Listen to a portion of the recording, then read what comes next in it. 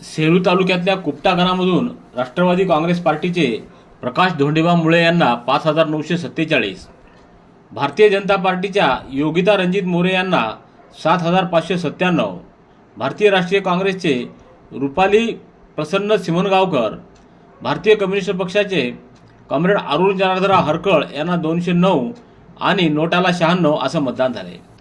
या गटामधून भारतीय जनता पार्टीच्या योगिता रणजित मोरे या 7,597 मतं घेऊन विजयी झाल्या आहेत।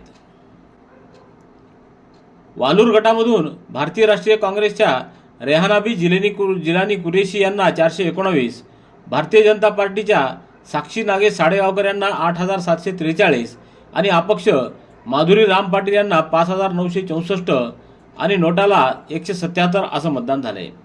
या गटामधून भारतीय जनता पार्टीच्या साक्षी नागेश साडेगावकर या 8,743 मतं घेऊन विजयी झाल्या आहेत। देऊळगाव गटामधून शिवसेनेच्या काटकर प्रियंका कारभारी यांना 1,696, राष्ट्रवादी काँग्रेस पार्टीच्या उर्मिला नामदेव डक यांना 5,837, भारतीय जनता पार्टीच्या डक प्रीती आशिष यांना 6,900, भारतीय राष्ट्रीय काँग्रेसच्या कमलबाई भुजंगराव तळेकर यांना 278 आणि नोटाला 96 असं मतदान झाले। या गटामधून भारतीय जनता पार्टीच्या डक प्रीती आशिष या 6,900 मतं घेऊन विजयी झाल्या आहेत।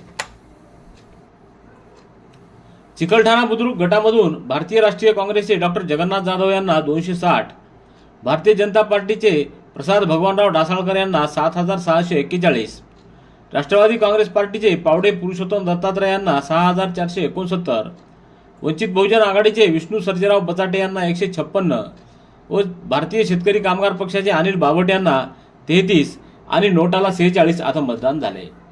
या गटामधून भारतीय जनता पार्टीचे प्रसाद भगवानराव डासाळकर हे 7,641 मतं घेऊन विजयी झाले आहेत।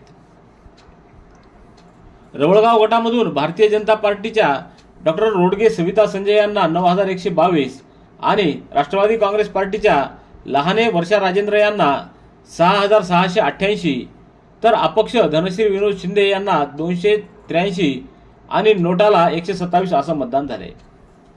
या गटामधून भारतीय जनता पार्टीच्या डॉक्टर रोडगे सविता संजय यांना 9,122 मतं पडली असून त्या विजयी झाल्या आहेत।